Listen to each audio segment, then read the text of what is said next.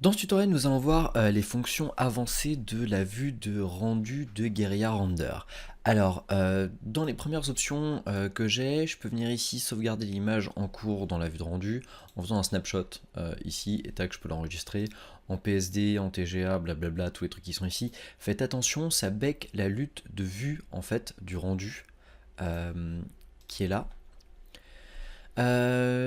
Ici, je peux voir ma frame au pixel pour pixel, donc un pixel de l'écran est un pixel de l'image. Ici, je fais un fit ou un frame all ici de l'image dans la vue, donc si ma vue est plus petite, automatiquement ça le fit.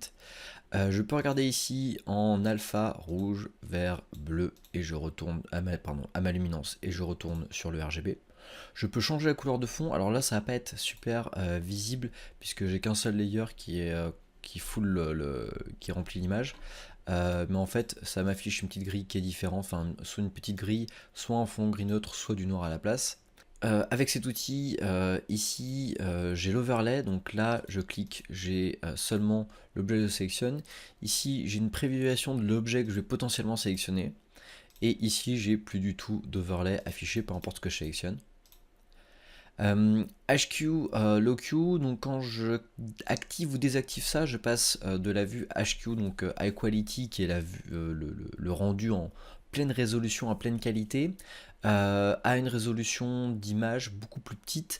Alors ça, je vais l'avoir en possibilité de changer ça dans les options, dans mes préférences ici, Local Settings, Low Quality Render, je vais pouvoir changer ici le nombre de samples que je vais envoyer en basse qualité, et ici la taille de la passe qui est ici divisé par 4, ça me fait un rendu extrêmement rapide. Hop, voilà, quelques instants. Donc très bonne vue pour visualiser, pour prévisualiser, pour tout ça.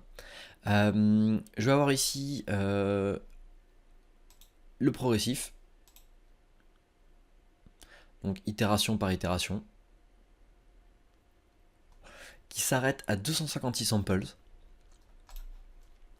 L'auto-refresh, si j'enclenche ici, eh bien, dès que je vais faire une modification, le rendu va être relancé.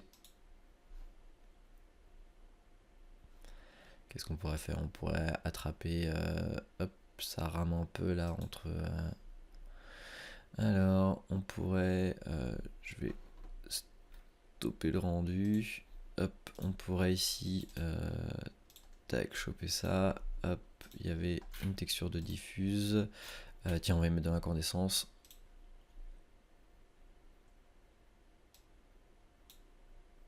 Hop, ça reprend. Et la guitare devient incandescente. Et hop, elle ne l'est plus. Donc bah, update, hein, c'est re-rendre exactement, ça fait la même chose que ici sur ce bouton là. Des trucs de stéréo dont on n'en a pas grand chose à faire. Et puis des petites options sympas, on peut augmenter l'exposition d'image. Et hop, je remets à 0. On peut changer le gamma de l'image. Alors ça ne change que dans le viewer, hein, ça ne change pas le rendu de l'image. Alors une fonction super intéressante, on peut en fait baker l'exposition modifiée du rendu, c'est-à-dire que je viens ici, je dis qu'en fait je veux 2 d'exposition en plus, enfin 2 en intensité en plus précisément.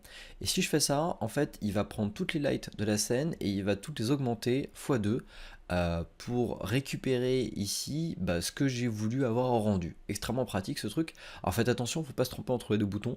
Hein, ça peut être aisé de béquer et de confondre entre le F et ainsi de suite. Alors cette image là que j'ai ici, je vais venir et puis je vais faire un push en allant là. Tac.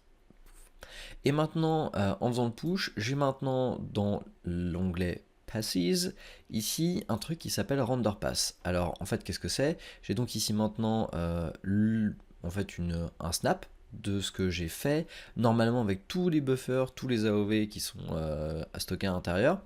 Ce que je vais pouvoir faire maintenant, c'est faire une comparaison. Alors on va revenir à ma guitare, et puis je vais venir ici sur l'incandescence.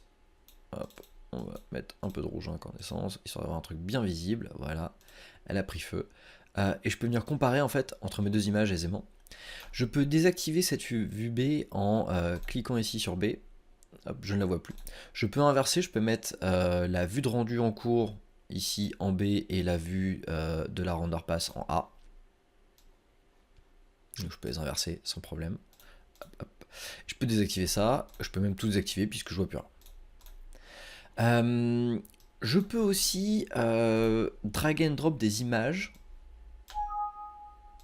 Attention, il me dit qu'il a peut-être détecté potentiellement une séquence d'images. C'est pas le cas du tout, hein, c'est parce que j'ai plusieurs trucs qui portent à peu près le même nom, mais c'est pas du tout une séquence d'images. Et j'ai maintenant en fait ici un truc qui s'appelle screenshot machin. Hop, je ne l'affiche qu'en A. Très pratique ici de pouvoir lire des images. Alors je peux lire des séquences d'images, hein, c'est pas du tout c'est extrêmement pratique, c'est pas un problème du tout. Guerrier est très à l'aise pour lire la séquence d'images. Et je peux venir ici, venir pipeter. Imaginez, je voudrais récupérer cette couleur, donc ça c'est un truc que j'ai piqué de chez Algorithmix et je leur remercie. Je voudrais ici mettre dans un shader de métal un propriété, une couleur de métal. Je voudrais typiquement faire du platine. Extrêmement facile, je viens ici, métal, je viens sortir la pipette, badaboum, je pipe et maintenant j'ai une couleur platine dans ce shader de métal.